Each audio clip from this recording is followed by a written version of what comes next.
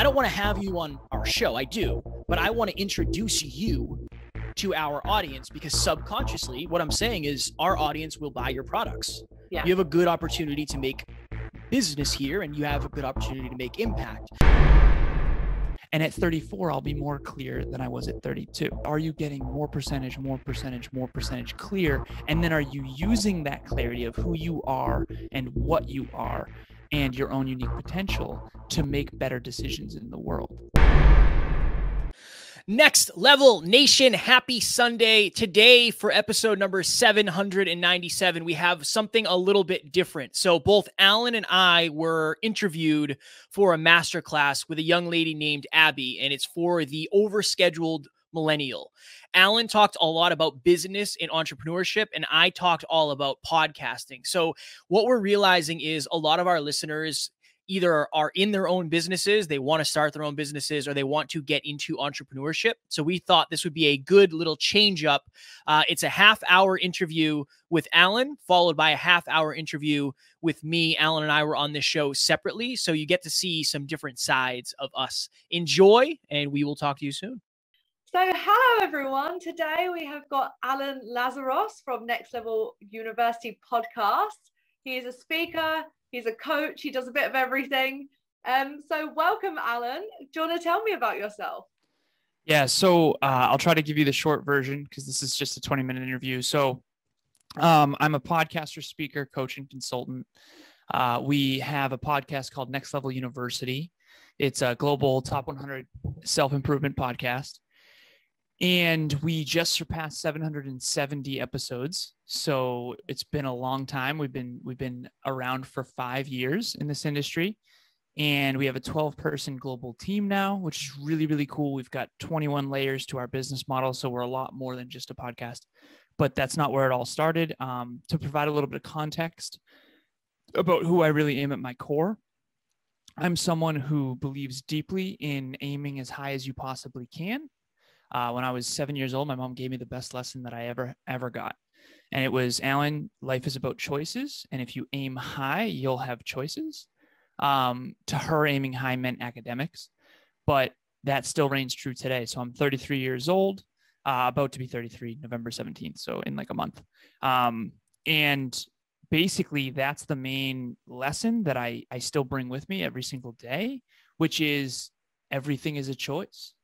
And if you aim high towards your own goals and dreams, you will have choices. Whereas if you don't focus on your own self-improvement, if you don't focus on becoming more valuable every single day, you won't have as many opportunities. You won't have as many choices. And so what you say is a choice. What you do is a choice. What you think, believe it or not, is a choice. What you feel in some ways is a choice as well.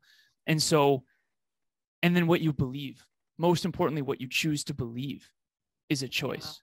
And I think the most important thing that I can say, and it's interesting because I don't think a lot of people would expect this. What you choose not to believe, what you choose not to say, what you choose not to do, what you choose not to feel is actually, in my opinion, at 33 years of age, more important. So what you do is actually less important than what you don't do. So saying no to the wrong persons, places, things, and ideas actually is more important. That's my dog in the background. Is actually more important than saying yes to the right ones, because I think when you say no to the wrong things, you'll find the right things. Yeah, definitely. And for me as well, like, you can totally have in your head what you want to achieve, but if you're constantly getting distracted and just cut up by all these negative people, negative emotions, negative thoughts, it's just going to create more and more roadblocks to where you want to be. And that is not something, it's not the easiest path. Like, choose the easy path for yourself, choose improvement, choose growth, rather than all of these roadblocks constantly that you're holding on to because it's a story or something from your past, because it's your comfort zone. You want to expand out of your comfort zone and actually say no. That's what I find anyway. So where did it all begin? I know you said about your mum, but when did you decide that you wanted to start your own business? That's such a long story, but I'll try to give you the shortest version. So when I was young, I would say when did I want to start my own business? When I was a junior in college, early junior year. It was 2011, and Walter Isaacson came out with a book called Steve Jobs. It was a biography on Steve Jobs. And I actually remember reading that book. But before I read that book, I was in macroeconomics class. I'll never forget. And I was reading or listening to rather on YouTube, which back then YouTube was brand new, pretty new. And I was watching his 2005 Stanford address. And I remember being in macroeconomics class. And I remember literally after the address, I was like, yep. And I got up out of my seat and I left the class right in the middle of class. Just, I'm done. I'm done with school now. And I went and I started a company. I started a company with three of my other friends, and it was called Campus Libre. It was supposed to be a campus specific sort of Craigslist for textbooks. Okay. And then it was going to evolve from there, and people would buy and sell, game consoles and couches and beds and all that kind of stuff. But that's when the first entrepreneurship journey sort of started for me. But I remember even when I was like 12 years old, me and my buddy Kiki grew up together. We were sitting around the table and we wanted to start a company called Lazcore. My last name's Lazaros. His last name's Corton. And it was going to be Lazkoer, Lazcore. And we were going to start a video game company. And I remember talking about this, and the first video game was going to be Musket, the American Revolution. And it was going to be basically sort of like the movie The Patriot, but it was going to be a video game. Yeah. And it was going to be like, a first person / third person shooter. And we had all these ideas. And I remember my mom was there listening to this conversation. And so we're 12 talking about this, right? And so I look back and I reread the book of my life, and I realized that I've always been entrepreneurial minded. Even as early as the lemonade stand. I remember when I was a kid, we thought that we created this amazing bug repellent with my science kit. So the answer is two things. One is I've always been entrepreneurial minded, and I didn't really know it and how rare that actually is until I now have met so many different types of people and realized that that's a rare thing. And looking back, it's like, oh, okay. And then my first entrepreneurial journey was Campus Libre, really. Yeah. So when you decided to step into podcasting, what was that step? What made you actually go, okay, that's my next step? So for me, when I was 2 years old, my father had passed away in a car accident when he was 28. And at this point, my mom, that's kind of why I think she taught me about choices, is because she was a stay-at-home mom at the time. And she feels like when that happened, she didn't really have a lot of choices, because she wished she had focused more on academics so that she could provide, And so she ended up getting with my stepdad. I had a stepdad from age 2 to 14. And that's a whole other story. But basically, when I was 26 years old, and I had already kind of job hopped a lot in corporate. I lived in LA for a time. I worked for a bunch of different companies at this point because I got my computer engineering degree and my master's in business. And I worked for iRobot. I worked for Tyco Safety Products. I worked for a software company called Oz Development. I worked for a company called Sensata Technologies as a global product manager. And then I eventually landed at a company called Cognex. And I'm up in New Hampshire, and I got in a really, pretty terrible car accident. And I usually in my speeches, I'll show the picture of the car because I've seen the pictures of my father's car, and I show the picture of my car. They don't look very different. Fortunately, it was a steel trap of a car. I used to call it the tank. It was a 2004 Volkswagen Passat, German engineered, just really heavy car. Yeah. And both airbags did deploy. My cousin and I were physically okay. And he was fine. I mean, he was tweeting about it. No big deal. 17-year-old, sort of invincible. But I was messed up. So physically I was okay. But mentally, emotionally, and spiritually, I was really messed up because when my father was 28, he died in a car accident. And so I'm 26 at the time. And I'm questioning everything.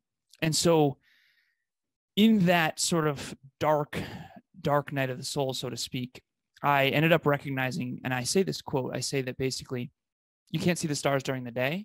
They're always there, but sometimes it takes the darkness to see clearly, which we simply could not within the light. And I saw two stars that I had never seen before. One was Tony Robbins' TED Talk.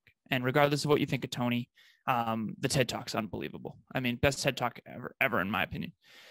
Second thing I saw, even more importantly, was a book called The Top 5 Regrets of the Dying. And it's by a woman named Bronnie Ware, who worked in hospice. We've actually since met and interviewed Bronnie, which was so cool. This was like 4 years after this. But And I fanboyed out hard on that interview. But anyways, so she worked in hospice for 8 years and with the terminally ill. And she thought her job was to take care of their needs, like, wipe their butts and such. But in reality, her real job, she realized later, was her real calling, I should say, was to listen. And they would all reflect on their life. Of course, if we were terminally ill right now, we would be reflecting on our life. And Definitely. She heard over and over and over again, I wish, I wish, I wish. I wish this, I wish that. She noticed these same common regrets, same common patterns. So it's called The Top 5 Regrets of the Dying. Such an unbelievable book. And ever since that day, I have a flashcard in my pocket. It's actually right over there, with all 5 regrets. And the first regret is I wish I had lived a life true to myself and not what others expected of me. And so from a very young age, I was taught to aim high. Steve Jobs was a hero of mine. I wanted to be a Fortune 500 CEO in America of a tech company. And at 26, I get in this car accident and I realize, you know what? A lot of that is not as congruent as I thought, not as aligned as I thought. Because while I was really clear on my long-term future vision and my goals and my achievements, I wasn't as clear on my core values. So the way in which I get there matters just as much as where I get. And I didn't realize that as much as I do now. And so at 26, after that car accident, and I found that book, I went all in. That was my first real aha moment into personal development and self-improvement. And to say I went all in on self-improvement since then is an understatement at this point. But that's when we started a podcast. I started a podcast called Conversations Change Lives. Yeah. Because I looked back at my life and I realized that that's where I learned the most is through deep conversation. Yeah. And I had my buddy Kevin as a guest, and he had Mia on his podcast called the Hyperconscious Podcast. Eventually we team up and it's called the Hyperconscious Podcast meets Conversations Change Lives. It's a terrible, terrible name. So we had to eventually become the Next Level University. And here we are 5 years later, 770 episodes later, and, hundreds of thousands of people all over the world. So it's unbelievable what can happen.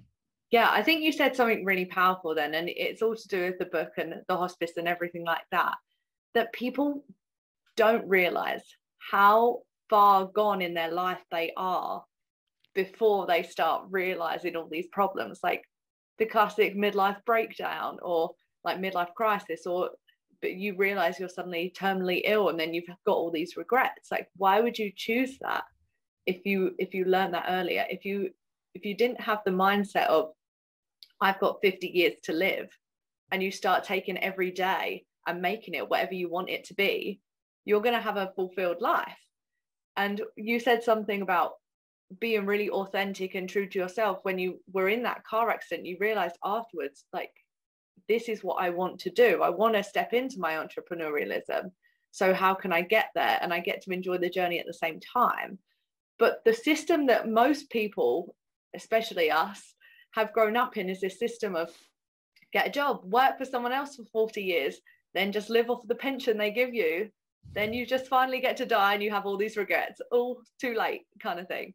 But what we can do now is start that conversation, start that change, start empowering people to step into what they actually want and what their core values are and what they believe. And in doing that, it is a lot to take on and a lot of growth and a lot of realizations.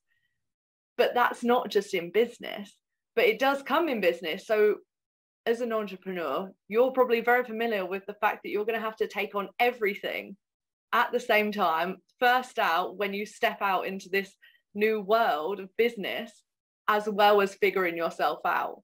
So when you take on all these tasks and you're still trying to get to know yourself and there's so much to do, how do you pick what to take on, what not to take on, how to spend your time? I think it comes down to clarity and getting more clarity consistently. So I'll answer your question with a quick story. So I was on the phone. Someone had reached out to my assistant. His name was Brian, and he dropped a lot of big names in the industry like Aubrey Marcus and Ed Milet and a couple others. And he said he wanted me to be involved. And for lack of better phrasing, I fell for it. And we got on the phone literally the next day. And to be completely transparent, I'm behind I was late to this by 5 minutes. I've got 75 WhatsApp messages, at least from my team. Like I'm behind, and it's very challenging. And so I'll be humble in that, but I don't have any extra time is my point, especially right now I feel like our business is growing at such a rapid rate, which is, I'm so grateful for, but it feels like a little bit like a freight train getting ahead of us, genuinely. And I told Kevin that yesterday, but anyways, so as an entrepreneur, yes, you're not going to have a lot of time. And I'll answer your question with this story, which Brian and I got on the phone, and great guy, genuinely, like got on the phone, super pumped. He loves the Compound Effect. I've got the Compound Effect right here. He had extra copies in his closet for his friends. Like that's my favorite book of all time. So immediately we're like vibing, right? Yeah. Great. And he starts talking to me about this opportunity, and it's for a great cause, genuinely, charitable opportunity. And I said, right in the middle of him talking to me about this, I say, Brian, I'm going to stop you. And I mean this with all the love and respect in the world. I said, Brian, I podcast, I speak, I coach, and I consult. And that's what I'm doing for the rest of my life. That's my genius zone. That's my nucleus. I'm here to maximize my potential and to help others do the same. And I'm not going to ever stray from that. So if you have any opportunities that fall into that one of those lanes, please let me know. I'm happy to help, but I don't do anything other than those three things. Even with my own team, that's what I do. And so he was like, oh, wow. Because this was like a social media sort of collab thing. I podcast, I speak, I coach, and I consult. And even right now, that is what I'm doing. Yeah. Right? I'm speaking. And so, but I didn't start there. I didn't wake up at 4 years old and go, I'm going to podcast, speak, coach, and consult. And that's all I'm ever going to do. Right. I tried snowboarding and basketball and, tennis and all that. I didn't try tennis, but the point is that that's what you do. You come into this world naked, scared, and ignorant, like everybody. And you're supposed to go explore. You're supposed to go try things. You don't start out like, yeah, I know exactly who I am. No. You go find out who you are not.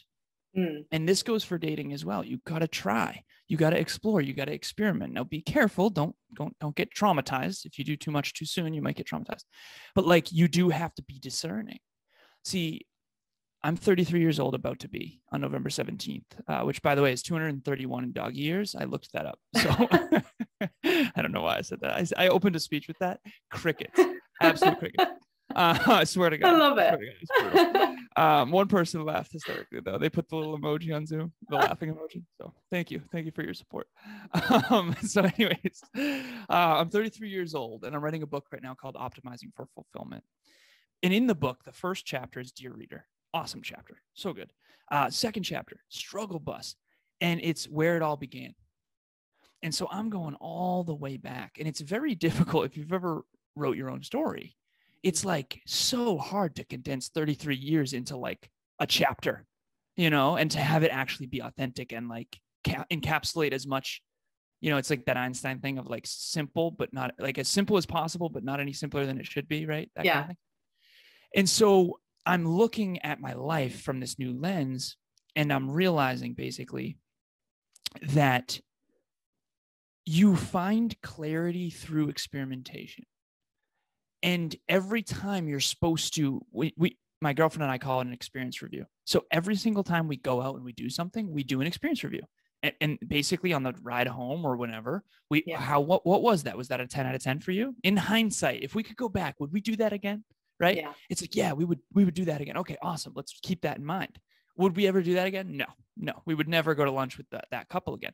That's totally fine. Guess what? Now we make better decisions in the future. See, I can take the last 32 years and I can invest it into my 33rd year, or I can just wing my 33rd year. So to answer your original question, clarity is a process. I'm more clear now than I was at 16. I'm more clear now than I was at 31. And at 34, I'll be more clear than I was at 32. And so my point is, are you getting more percentage clear? And then are you using that clarity of who you are and what you are and your own unique potential to make better decisions in the world? And so for me, my greatest unique potential and greatest level of contribution to my current understanding is podcasting, speaking, coaching, and consulting, specifically coaching and consulting.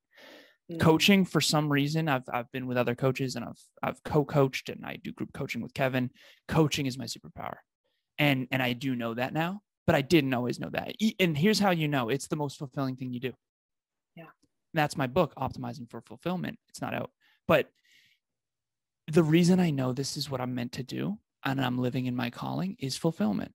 And I'll give this little nugget and then we'll move on from this question because this is really long-winded, but fulfillment is the soul's recognition of alignment with its highest self. Okay. Yes. Not pleasure. Donuts are great, pleasurable, awesome, not fulfilling, right? You're not going to, oh, I'm so glad I ate that dozen, right? No one does that. Okay. You never regret fulfilling things. Okay. Yeah. So fulfillment is the soul's recognition of alignment with its highest self. And when I was 26 and I got in that car accident, I realized I wasn't as fulfilled as I thought. Okay. Yeah. Regret is the most powerful and useful tool ever. And I said this on a speech yesterday, live podcast yesterday. And I just realized this: fulfillment and regret. On one hand, what fulfills you at a 10 out of 10 is your calling. There's something in there to learn. Okay. What you regret at a 10 out of 10, regret is the soul's recognition of misalignment with its highest self. See, I would drink alcohol and I would get drunk and I'd have a lot of fun, but I would always regret it. Not just because I was hungover, right? Because I wasn't living in my calling. I wasn't maximizing my potential and helping others do the same. And that's my calling. And so for everyone out there listening or watching this, try to understand and learn from fulfillment, learn from regret, reflect on your past. What do I regret? Be honest. Anyone who says I have no regrets, I'm telling you, that's a mistake. That means you've made no poor choices. Are you kidding me? I made a poor choice at 16 and I regret it. That doesn't mean I regret who I am. That doesn't mean that doesn't mean I think I'm a bad guy. I don't live in regret, but I learn from it. Why? Because then I can be more discerning and make more intelligent choices in the future. So hopefully that answers your question. Yeah, it definitely does. And I really want to just touch base with something that you explained to me before in our chat. And I'd love to share it in this as well, about your MIMEL score. Oh, yeah. Tell us about your MIMEL score. Oh, yeah. I love your accent, by the way. Thank you. Yeah, you're welcome. Yeah, so that's a decision-making paradigm. So Kevin and I did a live podcast yesterday on, the title was Major Causes of Poor Decision-Making. Very popular speech. No, everyone's like, screw that. That's not fun. And so MIMEL is basically our decision-making paradigm. If you've ever done a cost value analysis, your brain is always doing this. So a quick little frame for this is like, if you're a fisherman, if you want to catch a huge largemouth bass, you have to put something like a frog on there or something big, because the bass knows, okay, I can't expend more energy getting this food than it's worth, because then I'll die, basically. And so humans are the same way, right? We only do things that we believe are worth it, right? So if you're not going to chase. So in hunter-gatherer days, you're not going to chase, spend 5 days trying to get one rabbit, because your tribe will die if you keep doing that. So human beings are very good at like this cost value analysis of like, am I going to get my return on my investment of time and energy? Okay. So that's the frame. MIMEL is a way to think strategically and long-term. And it's sort of like a truth filter for us. Okay. So in our business, Kevin and I came up with something called MIMEL, MIMEL. He came up with the E part, which it is what it is. And I'll explain in a second. So for business specifically, just business, we use MIM. The first M is mastery. I'm extremely mastery driven. Extremely. I really love to get really, really good at things that I do. I don't like doing poor quality work. It bothers me. It's unfulfilling for me. Okay, so mastery is my 10 out of 10. Mastery matters most to me out of all the rest. Okay, impact is second. The second I is impact. Third for me is not actually money. It's the L. It's love. So MIMEL, I'll give you them all out of the gate. First one is mastery. First M is mastery. So mastery. I is impact. Next one is money. E is experience. And then L is love. And I'll give you an example of each. You got to know what your order of importance is, though. Some people have love first, for sure. That's okay. You got to know that, and you got to make your decisions based on that.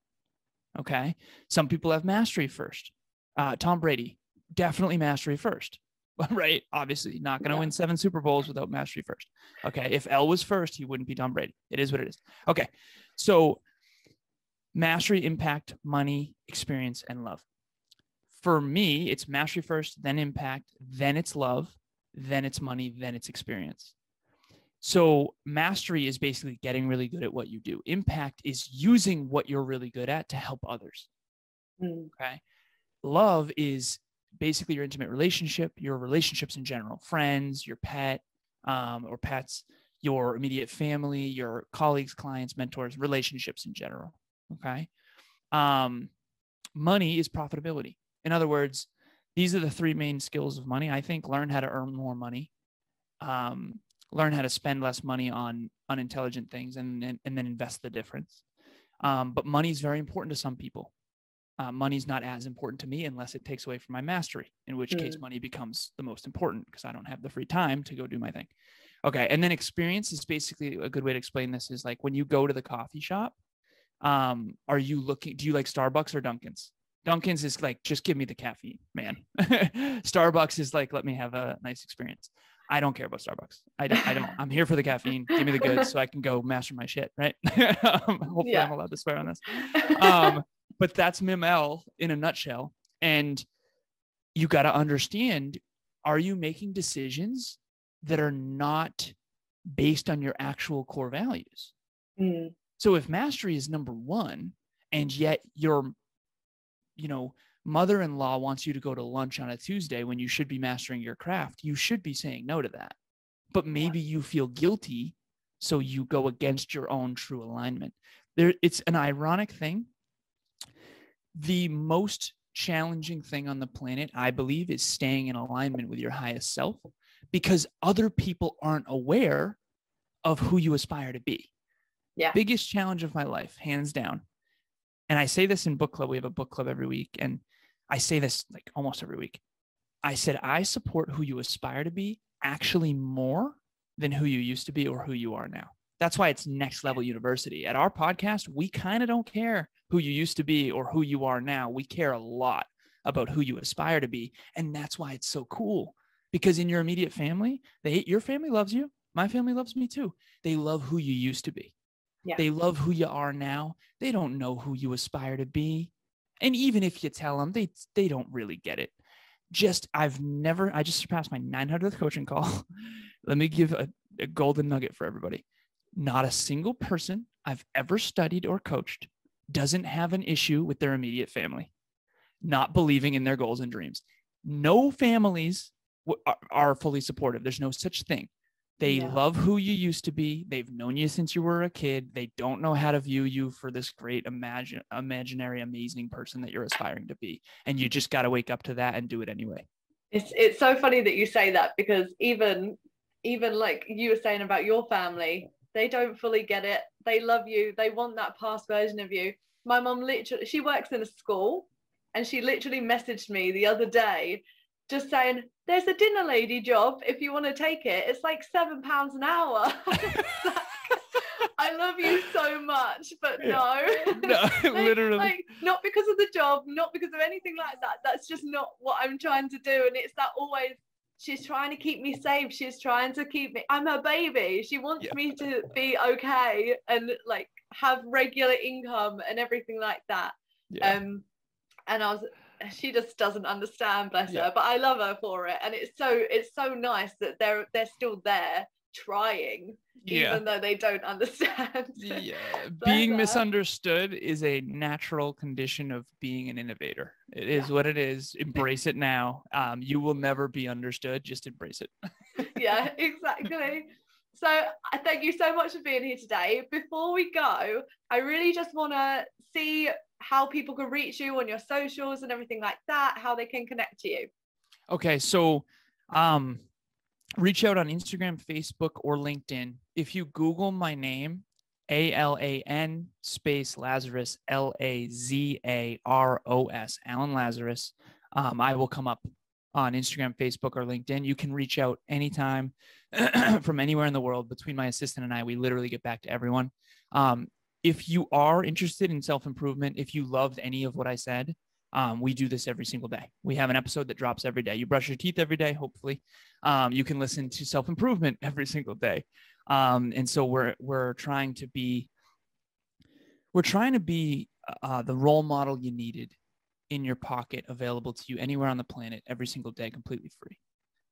Kevin and I grew up without a lot of guidance, and my mom definitely taught me to aim high, but beyond that, it wasn't a ton. And, you know, both Kevin and I didn't have fathers from a young age. His father left, my father passed away, and we're trying to be the character-driven, heart-driven male role models that we never had. And so if you need guidance, which, if I'm honest, everyone does, there are people out there that can help, and we want to be that source in your pocket every day. So Next Level University, spelt just like it sounds. You can type it in anywhere. We'll come up on any podcast platform. We're on YouTube. And it's about health, wealth, and love. It's holistic self-improvement. And that's what makes it unique. And that's where you can find us. And my contact information is in the show notes of every single episode. So reach out anytime, and I hope to connect. Yeah. And what's your free gift? You've got a free gift? Free gift. That's right. You wanted me to say that. My bad. So free gift is a free 30-minute coaching call. So like I said, I just surpassed 900. That's 900 hours. And honestly, it's more than 900 hours because I almost always go over. I am obsessed with human beings and with helping human beings unlock their potential. On our team, we have a funny thing going on here. We call it Jeff and Forward, and Alan unjeffs people. And there's a whole story behind that. And if your name is Jeff, I apologize, but I will unjeff you. In other words, think about it this way. Imagine you're in a car and the check engine light is on, but you don't know why. The car doesn't run as well as it should, and you fucking know it. Pardon my French. If you have to edit that out, I apologize. But the car's not running optimally, and you know it, and you know it deep down, but you don't know why. When your check engine light's on, you got to take the car to the mechanic because the mechanic knows how cars work. I don't know anything about cars, but human beings, I've been studying my entire life, even as a kid. And so I can help you get unstuck. I can help you reach a new level and get to the next level. And that's my free gift, a free half-hour call to anyone who reaches out or anyone who you connect with. Yeah. Amazing. And last question, really, really quick. What's your favorite part of being about your own boss? Favorite part of being, favorite part of being my own boss. Yeah. You know, it's interesting. And you said quick, but you know me, I can't be quick. I had a mentor once who said, Alan, if I gave you $1 million, what could you turn it into in 5 years? And he wanted me to come and present my business to his billionaire friends. Apparently his $90,000 Porsche is like the least expensive car in this parking lot. And how many jets do you need, guys? Right. And I remember that opportunity I passed on. I wanted to be a millionaire by 30, and I had my opportunity, and I decided not to. And the reason why is I didn't want anyone's hands in my cookie jar. I spent too much of my life doing what I think others wanted me to do, or being what I thought others wanted me to do. And I'm done with that for sure. There is no price. I mean, I got offered $500,000 to be VP of sales of $1 billion tech company. Like when I had no money, like when I had $0, less than zero actually. And I was landscaping on the side in the hot sun for 4 hours for a friend's mom for $100. And I have a master's degree in business. Right. So so my point is my favorite part of being my own boss is that no one, and I mean no one. One of my main mentors, he just became CEO of another robotics company. He's like, well, Alan, everyone has their price. I don't. You could offer me $10 million. If it's not in alignment, I will not do it. And that's what that car accident taught me. So I'm on this mission. I'm not going to go outside of alignment for anybody, because I was outside of alignment and I got my second chance like my father never had. So that's my favorite part of being my own boss, is that no one can force me outside of alignment. I love that so much. Thank you so much for being on here. It's been such a pleasure, and I'm sure everyone is going to love this interview. It's covered so much more than I expected. I love it. So yeah, thank you, and I will see you soon. Thank you so much. Bye. Hi, my name is David London, and I'm the host of the Deskbound Therapy Podcast. I've been working with Alan and Kevin for the last 2 months with both business coaching and podcast coaching, and I've seen tremendous value and growth, not only in my business, but in my personal life and in my relationships, because their coaching has taught me to focus on so much more than just the business itself. It's really helped me level up, and every time things are going well, they really continually push me to reach the next level, and I definitely recommend working with them. They're such great people to work together. I have both met them personally, in person at a live event, and gotten the opportunity to work with them closely online and communicate with them. And I listen to the podcast every day, so I definitely recommend checking out the podcast. Check out their business coaching or their, even just life coaching if you want to level up your mindset and your game and just be happier and healthier. Definitely recommend both Alan and Kevin at Next Level University. Welcome everyone to today's show. I've got Kevin Palmieri. He is a co-host of Next Level University podcast, and he devotes his whole life now to helping people get to that next level of theirs. So welcome, Kevin. Thank you so very much for having me. It's interesting. I looked before we jumped on here, and today we crossed 775 episodes. So I'm very excited to be talking about podcasting. It's something I do literally every day, and I'm just grateful for the opportunity. Yeah, amazing. That is so amazing. I'm so happy for you. Thank you. Thank you. So how do people start podcasting? Yes. So it's kind of, believe it or not, it's kind of a loaded question. Starting a podcast is not super, super difficult. I think having the frame around what you want to do with your podcast is even more important. So I'll give you a quick rundown. If you want to start a podcast, I would literally order a microphone. This one is $70 on Amazon. You plug it right into your laptop. Boom, you have good audio. Yeah. Get yourself a pair of headphones. We both have our headphones on. Cool. So what people don't understand, a lot of people, is when you start a podcast, you're not posting on Apple Podcast and Spotify. What you're doing is you're creating a host profile somewhere. And all you have to do is Google podcast hosts. And like, you'll see there's Buzzsprout, there's Libsyn, there's Blueberry. There's so many different ones. Yeah. That's the first step, is you start your podcast, which means you just get your host page up. Yeah. That literally is the process of starting it. And you have to do your artwork, and you'll do your intro and your outro with your music.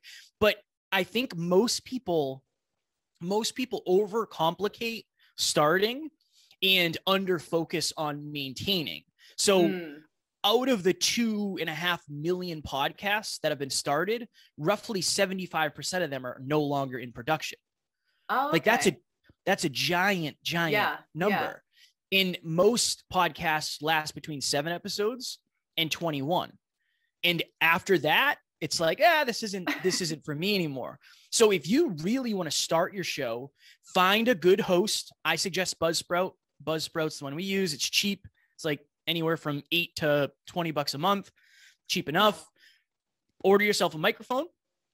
And then there are the easiest way to do it is probably through Zoom, because that way you can have the audio, you can have the video. That makes things easier. Yeah. But there's also a lot of free software that you can download on your laptop. Audacity is a free audio recording platform that you can use. There's a little bit of a learning curve in terms of editing audio. So if you're early, don't even worry about it.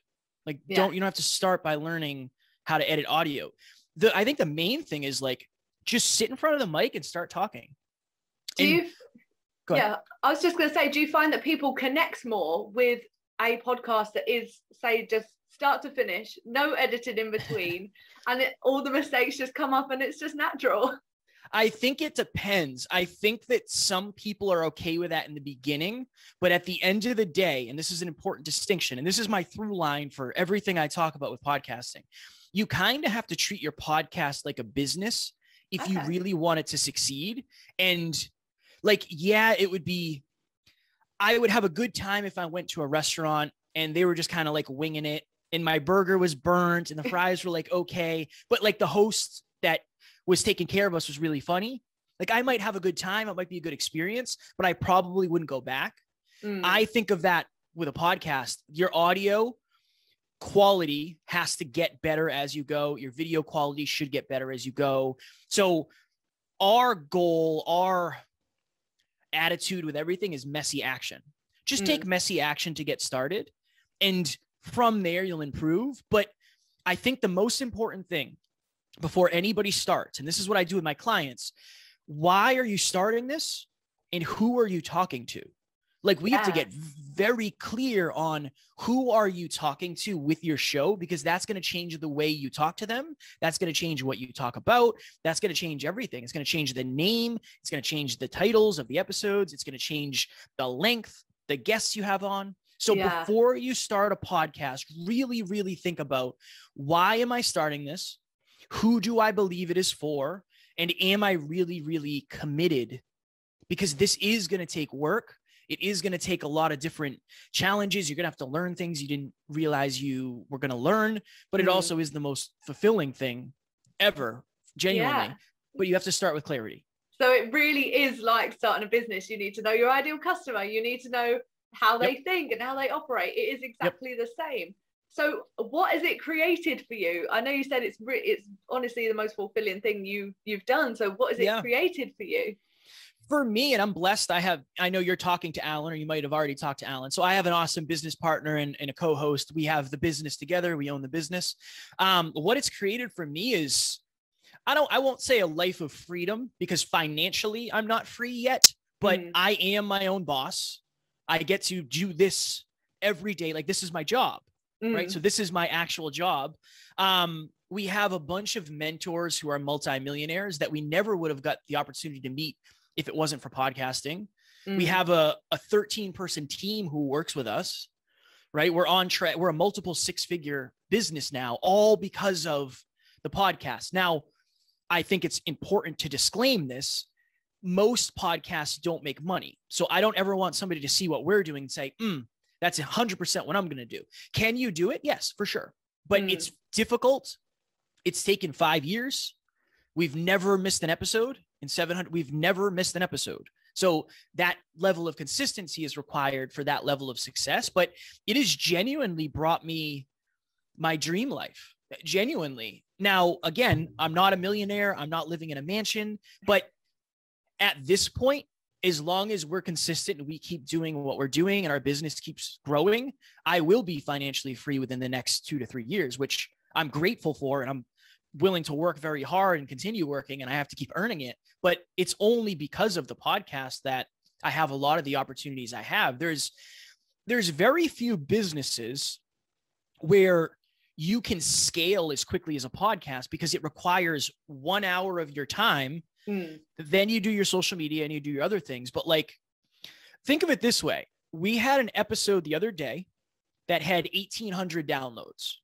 Out of those 1,800 downloads, only like 50 or 60 of them were for our latest episode. People go all the way back to 200, 300, 400, right? So like, the ability to scale and have freedom it's very strange, but that's what I would say. It's given me the life of my dreams with growth continuing. Yeah, it's really funny you say that, because I'm the type of person to listen to a new podcast and they really like their style and literally go all the way back to the beginning and listen to the 700 episodes from day one. And it's really nice to see how it's grown as well, and how the host has grown from that point.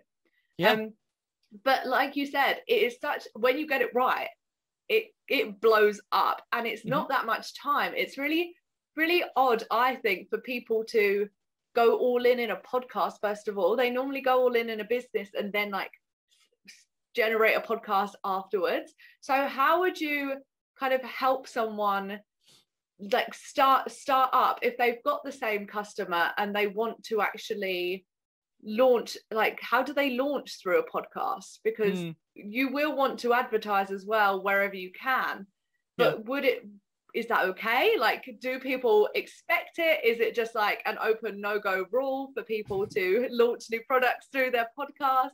Or is it just a way to keep content, like, connected with your customers? Yeah, it's what it is. It's free marketing. It's free marketing. As long as you always come from the frame of value first, you can run your business right through your podcast. The problem, which is a problem for some people, it's actually a solution for others, is the bigger and the biggest podcasts in the world, they're running like 7-8 ads per show, way too much. So if you have a product or a service, or you want to launch a new one through your customer base, through your community, then it's a really good place to do it because of this. Number one, the lifetime value of a client, a customer, is way more than, I don't know, somebody giving me 10% of a product I just sold for them through like an affiliate thing. That's just not the way we want to do it. But as long as you add value first, and you don't oversell, then you're totally fine. I think that people expect some sort of ad. If you're going to do it, it might as well be for you. Now, that's a long-term play because the money does not come right away. And it took us 2 years to make money. Yeah. And, you know, and then it was like, okay, we made X amount, and then we made X times 2, and then we made X times 2 again, which is great. But in fairness, Alan has a master's in business. So like, we are playing a different game in terms of his understanding of business and my understanding of podcasting. So I do think it's important to preface that it can blow up, but it's usually going to take a long time. And it's going to require you to continually niche into what you're talking about and who you're talking to. Out of my clients, the shows that are the most successful are the most niched across the board. And yes, talent is important and communication is important, but if you niche correctly, people know why they're tuning in. Like they know what to expect. That's a good way to build a community and a customer base also. Yeah. And I think it's really, the great thing about podcasting is that you're collaborating all the time. You can have your own one and just, it can be your solo episodes, but you can collaborate as much as possible and use that to leverage your own business. So how do you actually reach the different people? How do you get guests on your show? Yeah. Getting a guest on a show, it's kind of like there's basically an algorithm to it. Okay. Depending on what level your show is. But this is the frame I always say. You send somebody something different. So people are used to getting emails. They're used to getting DMs, whatever it may be. Maybe send them like a video DM or a video email. Like we did that with Brendan Burchard, and Brendan Burchard's team got back to us and said he's not doing shows right now. It's like, okay, I don't know if we ever would have gotten through if we didn't have like the video. So my frame is always this. Hey, John, what's going on? I'm Kevin from Next Level University. I'm a huge fan of your work. And this has to be true. Obviously, you can't just use this, but I'm a huge fan of your work. Our listeners are primarily early entrepreneurs who want more courage, clarity, confidence, and consistency out of their life. And I just feel like your work would really, really help them. We would love to introduce you to our audience. So I don't want to have you on our show. I do, but I want to introduce you to our audience because subconsciously what I'm saying is our audience will buy your products. Yeah. You have a good opportunity to make business here and you have a good opportunity to make impact. I think the messaging is super important, but I also think it's an understanding of, and I can tell you this from the other side, when you're reaching out to somebody for them to come on your show, the first thing they're going to do is look. If they're as focused as me, they're going to listen to your show and they're going to check the audio quality. They're going to look at your social media. So if you want to get good guests, you have to have a good track record. You have to have a good reputation. So that's why I lean into, like, you have to treat it like a business. You have to treat it like a business. If you want, Jennifer Aniston to represent your lotion company, which I believe she does several, you have to have a reputation. She's not just going to do it because you say like, hey, come do this. There has to be incentive for them. And I think that's an important distinction. And then on the opposite front, say you're a podcaster and you're 30 episodes in and you feel very confident talking about what you're talking about. It's time to start reaching out to other shows and saying, hey, I love your show. And it's the same thing. I feel like I could bring a unique amount of value or a unique lesson to your audience. That's a great way. Or you say, I'd love to do a podcast collab where you come on my show and then I come on your show. That's a good way to get started because you'll be talking to people who are similar in terms of the listens and the ability and the growth as you. And it's just a good way to start that way. Yeah. I mean, I actually stumbled across this platform and I don't know if you've heard of it, but I ended up speaking to the owner of it over Zoom, again, virtually. And he was explaining where this idea will come from. And it's all to do with podcasting, how he's created something to connect the hosts to the guests. And that was pretty much it. Very simple concept. But when I started checking it out for this masterclass, this is actually where I met a lot of people through it. It was really interesting because not only were you reaching out to people, you could have your own profile, but people were coming to you the whole time saying to you, and if I did want to start a podcast, that would have been an amazing opportunity, like just to get my feelers out there. Yeah. And I think it's so important to actually do exactly what you said. Here's the value I bring. Do you want to be exposed to my audience, rather than take me on in this really pushy way? And it's so refreshing to actually do something that benefits both of you. You don't want to come from this really dark place. You actually want to be genuine, because you do want people to recognize you and carry on listening at the end of the day. We had to we got so many messages. And again, I'm grateful, because I remember in the beginning, we didn't get any, so I'm grateful.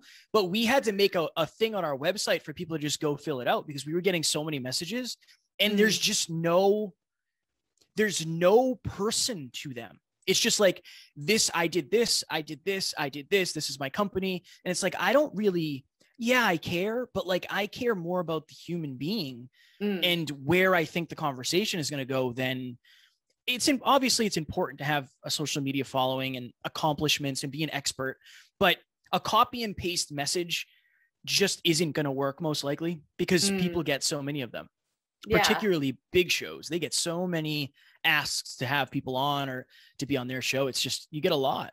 Yeah. And I think when you touched on social media there, I think that's a really nice way, especially now reels are out and everything, the explore page. I know you do it. You guys have like little snippets of your podcast and attract people that way. Yep. And I don't think, I mean, this is just me, I wouldn't have thought to find people on social media for a podcast. But I think that is such an important thing. Now, small businesses are getting more exposure. If they did want to do it, definitely use the social media, use the other outlets you have than just one. Yeah. Well, what's happening and the podcast makes this easier. What's happening is you'll see people's social media pages, particularly business pages. I know what you do, so I don't need to see pictures of you doing what you do. I need to see content based on adding value on what you do. So like everybody knows I'm a podcaster because they see, podcast clips. And I'm going to start doing this, so I'll take everybody behind the scenes.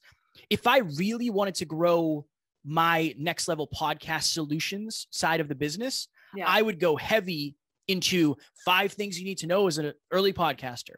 What microphone, like what headphones, lighting, what platforms to use. So it's not as much about, like, client testimonials are great. That's great. But you still have to show people how you add value. I think now more than ever, people want to test drive the car before they buy it. And how do they test drive the car? They see your content. They say like, oh my goodness, that's an amazing way to say that. I've never heard it explained that way before. I'm going to have you in. Yeah. Cool. So I think it's important. I think social media is so big for your podcast, particularly if you do use snippets like we do, but building relationships. That's so I have 6 C's, the 6 C's of podcasting. One of them is community. So one of the reasons our show is growing at the rate it is because every single day I have on my to-do list, reach out to a listener of NLU and connect with them. Every single day, I'm trying to build relationships, actual relationships with our listeners. Yeah. And that's like the thing is I haven't been doing this, full disclosure, but it's works in practice when you do it. Right now I'm talking about in theory. When I get a new follower on social media, I'll send them a video. Yes. Right. Hey, Steve, thanks so much for the follow. I appreciate it. If there's anything I can ever do, please let me know. And every single one of those videos gets opened every single time.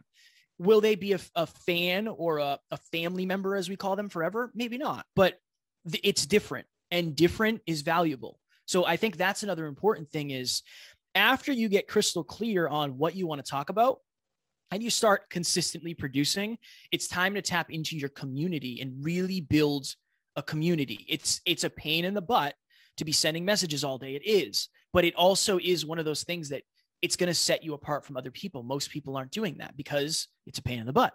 Yeah. I mean, I don't do videos, but I do always do voice messages. And I think that is just another really good way to open up that communication and actually put your character across. You can't get it across. You can't get your tone across in a message. And to make them feel appreciated, I always say that 40 followers is like a coffee shop, or this amount is this. And you can't forget the fact that behind that number is a person. Like you're trying to connect to that person, not that number. And just putting that across is just so important. So I just really wanted to highlight the fact that you send people videos. I think that's so valuable. And actually I'm going to try and do that and see how it goes. It works from a couple fronts because you build confidence in your speaking. That's the other thing. Like, podcasting is going to help you become more confident because you're facing your fears consistently. Like, am I scared right now? No, because I've done this enough. But this is a challenge. This is like a great challenge. It's a great opportunity for me to strut my stuff and for me to practice talking into the camera and maybe try something I've never said before. Like, I've never talked about the 6 C's of podcasting. Like, it's something new that I'm trying. Well, that's really funny because that was literally going to be my next question. I want to hear the other 5. I'll give them to you. But, and last thing on the social media point, I had, there's a young lady named Natalie Hodson. Natalie Hodson was speaking on stage with Brendan Burchard, very successful business owner, used to be a fitness personality. We wanted to have her on the show. And I was like, honestly, I'm just going to send her a video and see what happens. I sent her a video and she messaged me back and said, "Hey, Kev, thank you so much for the video. I loved it so much that I'm going to use it in one of my courses, like on how to connect with people. Is that okay?" And I was like, "Of course it's okay. That's awesome." Amazing. Now, real quick disclaimer. If you're a man listening to this, sending videos to females, understand that it might not get open because there's a lot of sketchy things that happen in the DMs. So I do think that's an important thing to say because that's feedback I've gotten. I actually got that from Natalie. She said, I opened it because I felt pulled. I don't normally because I get a lot of sketchy things. And it's like, fair point. Yeah, definitely. And I think that's where the voice message would really nicely come in because it's an opportunity for you to present yourself, but not in a way that, like you said, it could be really sketchy. You don't know until you open it. But what are the other 5 C's? So your 6 C's, one's communication. I don't know if that's the first one or if there's an order. So it does. The clarity is first. Clarity is always first. Clarity, consistency. Again, the podcasts that win are the ones that last the longest and then the most consistent. It's like your favorite television show. You know what channel it's on, you know what day of the week, and you know what time. Super, super, super important. Number 3 is commitment. As I said, you have to treat it like a business because if you don't, it will die. Unfortunately, that's why so many people don't make it because they don't start very seriously. They don't think about it as a business. They think about it as like, oh, I'm just going to do this and see what happens. Like, if you start a business, and really think about this. I was in a Facebook group the other day and somebody said, "What are your goals with your podcast?" And somebody said, "I just want to make it to 100 episodes. Or if I don't make it to 6,000 downloads this year, I'm going to quit." And it's like, imagine if you started a business and said, if I don't get $100,000 in sales, I'm going to quit. Or, if we don't, whatever it may be, that's not how you build a business. Right. So I think it's important to really think about the podcast from that front as well. Which ones did I say? Clarity, consistency, commitment. So you have community. I think we already talked about community.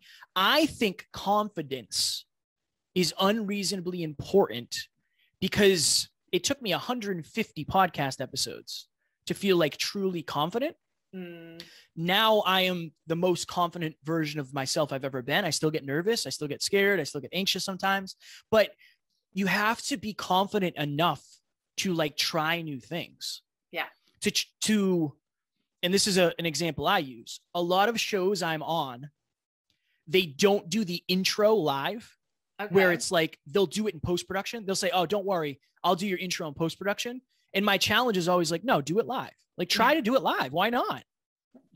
You might screw it up. I've screwed it up dozens of times, but now I feel comfortable and confident doing it. I think that's important. And then the last one is choices. And here's why. Everybody hits a stage in their podcast where there's one of two things. They say, I'm doing this all by myself and I can't do any more work. Or some people invest in some sort of help. If, again, you can only grow a business to a certain size by yourself before you either hire or delegate or automate. Really, really sit with the choices that you're making, because the choices that you're making are determining the size of your show. When I had very little income and I ended up getting a client and I was doing all the client work myself, and I was like, this is not sustainable. I need to be doing stuff for our podcast. So I hired a full-time video editor and then found a way to make it work. But that, like, we have a 13-person team. Yeah. So it's almost like if you're out there, and I don't mean this with any negativity, but if you're out there and you're like solo, you can't keep up with us, because it's not just me. It's me and 12 other people who are working really hard, really aligned, and they're all clear on what they're doing and why they're doing it. So when you have the opportunity, when you have the choice between, I'm going to stay small or I'm really going to focus on leveling up. Yeah. Just get clear on which of the choices you want to make. That's totally up to you, but get clear on it. Yeah. And I think that is something that I really struggled with. First of all, it was, I'm going to have to do it all. I get to do it all. I don't want to trust anyone else. Yeah. But at the same time, I'm never going to help the amount of people that I want to help by playing small and by being so controlling. And there comes a time where you have to put your vision for, like, your whole purpose before you. Like, your purpose is to podcast. It's to help people see clearly and communicate and add value to their lives. How can you do that if you've only got 12 hours in the day and 10 of them are for sales, marketing, all the other things? You're not going to actually be able to spend the time for your customers. So choice is huge to me now. I love it. And that's where I feel most strongly in my coaching, is all about clarity and opening doors and getting them to see the opportunities that they have, and they don't have to be bound to the computer the whole time or to the microphone the whole time. They have so many options. It's so important to understand what your unique strength is, genuinely, because in the beginning you are a generalist and you're doing all sorts of different things, and that's okay. That's important. One of the things, so I had this written down. The first teaser clip, the first snippet I ever created. Okay. It was 1 minute long. It took me 16 hours. Okay. 16 hours for 1 minute, not a good use of my time, but it had to happen because I didn't have anybody else to do it.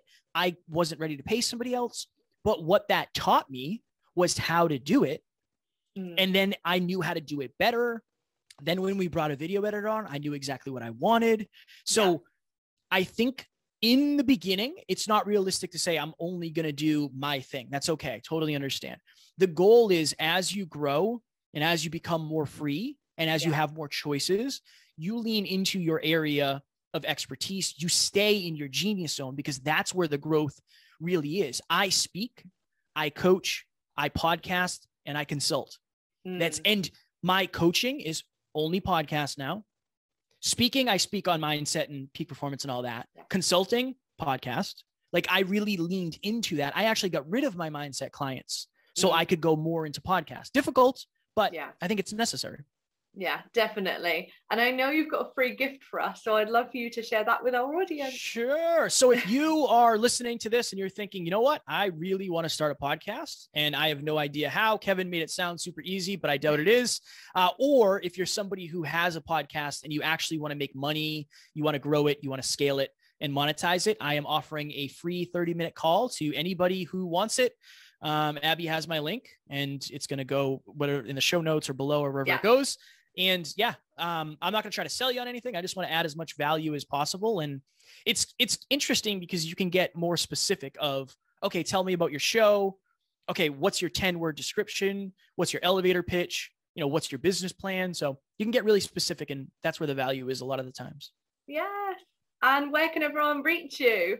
Sure. So on Instagram, I am at Never Quit Kid. I have it tattooed on my arm, never quit. That way I don't forget. And then you can listen to us, Next Level University. We're on all of the podcast apps. We are on YouTube. We produce a new episode every single day. So it's holistic self-improvement in your pocket every day, no matter where you are in the world, for free. So you can look us up there. And then it's just Kevin Palmieri on Facebook as well as LinkedIn. Yeah. And you've got an amazing Facebook group as well. Yes. Next Level Nation. Thank you. Yeah. It's so nice in there. And I actually am meaning to join the book club. So you've got a new member coming in. There you go. Well, just for the record, if you join the book club, you will not see me. You will all be with Alan, because Alan runs the book club. That's his baby. Oh, okay. But I do have one more question before we shoot off. Sure. So what is your most successful moment from being your own boss? My goodness. I think I have a couple, but one of them was the first time I got my first high ticket client. I was introduced to a very successful business owner who wanted to start a podcast. And this was how I built. This was the very beginning of Next Level Podcast Solutions, which is like the main revenue driver for us right now. Somebody reached out to me and said, "Hey, I have a friend who wants to start a podcast. Can you help?" And I was like, "Yeah, of course." Like, okay. And he's like, "But he wants you to do everything. This is a good opportunity for like a paying client." And I was like, "Oh, interesting." So I meet this person in their office building. He's in a suit and a tie. I'm like, I don't know what I'm doing here. I've never been in an office building like this. We have a couple meetings, and the final meeting, I go in and we're talking and I say, "What do you think? Is this something you want to do?" And he's like, "Yeah, Kev, I do. I really want to do it. Like, how much does it cost?" And I told him, and it's for what he has, it's probably, I don't know, $18,000 a year, $20,000 a year. And I remember getting in the elevator and taking the elevator down. And I was texting my girlfriend at the time, fiance now, and just crying, saying, "Hey, we did it." Like that was one of the best moments ever. And then, this week alone, I think I've gotten 4 or 5 new clients for like, we're talking, almost $70,000 over the course of a year. So it can happen quickly, but like that initial one, going from 0 to 1 took me 4 years. Like there's been more success in the past year than there was in the first 4, but I never would have gotten any of that success if I quit after 7 episodes, if I quit after 21, even if I quit after 100. So a lot of it, the success for us has come through consistency, and yours can too. If you're watching this or listening, don't expect overnight results, because they don't exist. And anybody who's telling you they do are lying, most likely. Most likely. Yeah, definitely. Thank you so much for this. This has been absolutely amazing. And I'll speak to you soon. Thank you. Bye. Bye.